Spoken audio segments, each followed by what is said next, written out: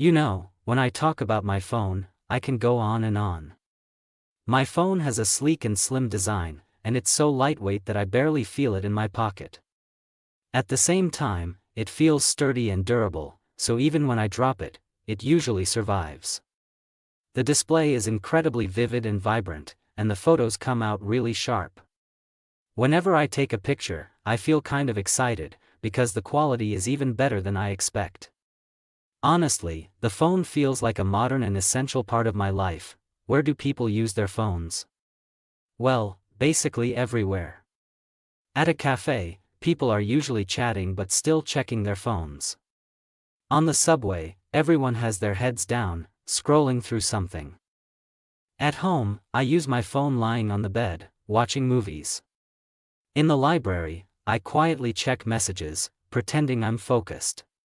It's just so portable and handy that you can't really escape it. Talking about my habits, well, I always start my day by checking my phone. I always check my phone before breakfast. It's almost automatic. I scroll through notifications and messages as if my day can't begin without it. During my commute, I spend my time scrolling through SNS or listening to music. When I feel bored, I grab my phone. When I feel stressed, I grab my phone again. Sometimes I think I rely on it too much, but it has become an essential part of my routine. Of course, emotions are tied up with these habits.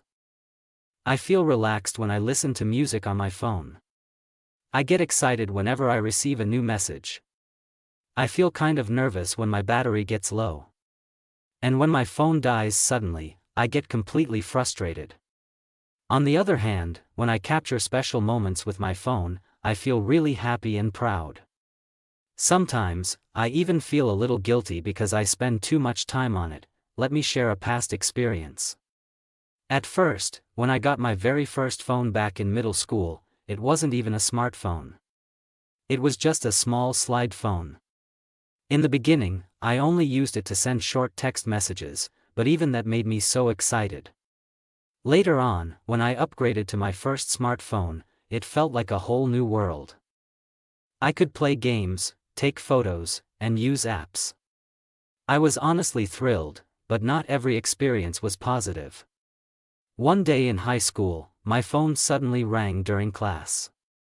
I had forgotten to switch it to silent mode. The whole classroom was dead quiet, and then suddenly, ring ring. Everyone turned and looked at me. I was so embarrassed.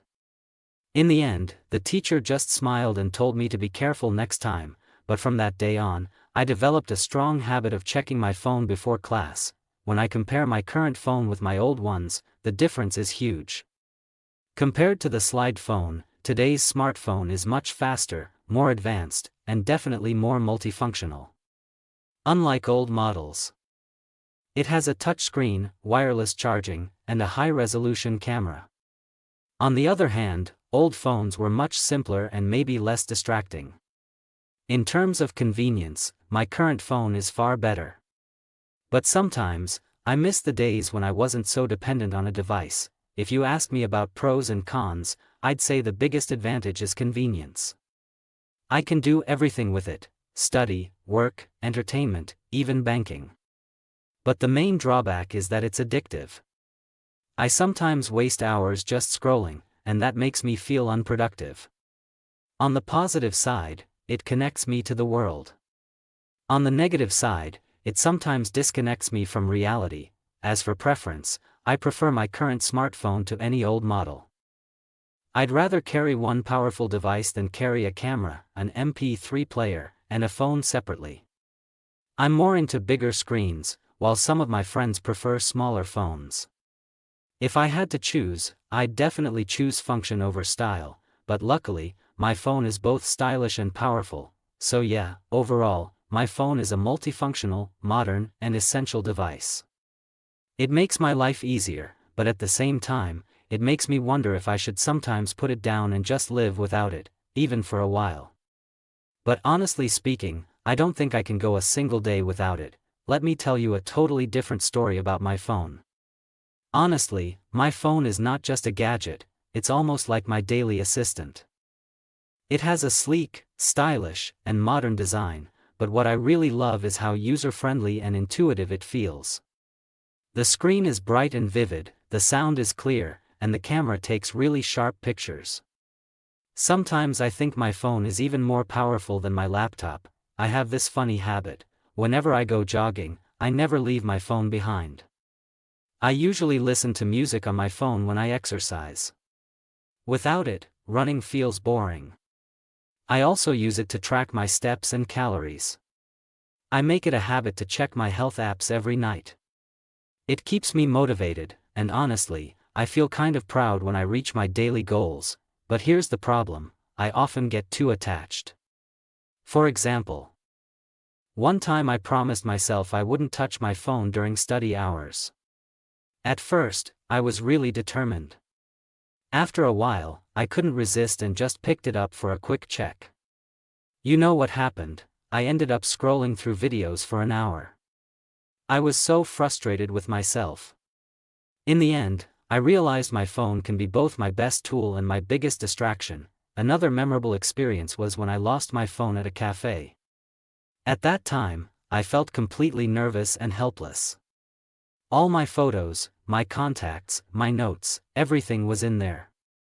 Luckily, a kind stranger found it and returned it. I felt so relieved and honestly grateful.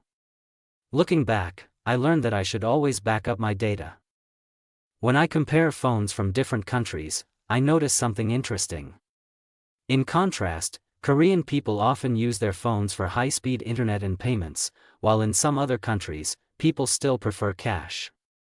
Compared to older generations, younger people like me spend hours texting, streaming, or gaming. On the other hand, older people mainly use phones for calls. If I talk about pros and cons, the advantage is clear: it saves time. I can pay bills, learn languages, and even book tickets instantly. But the drawback is also obvious: it's addictive. Sometimes I feel my eyes are tired, and my mind is overwhelmed. On the positive side, it keeps me connected. On the negative side, it steals my focus. Still, I prefer having a smartphone rather than going back to older models. I'd rather carry one device than many. I tend to choose bigger storage because I take lots of photos.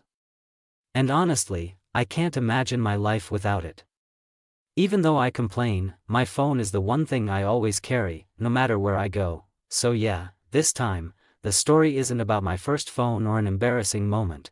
It's more about how my phone shapes my daily habits, my health, and even my lifestyle. It's both a blessing and a curse, but at the end of the day, it's part of who I am now.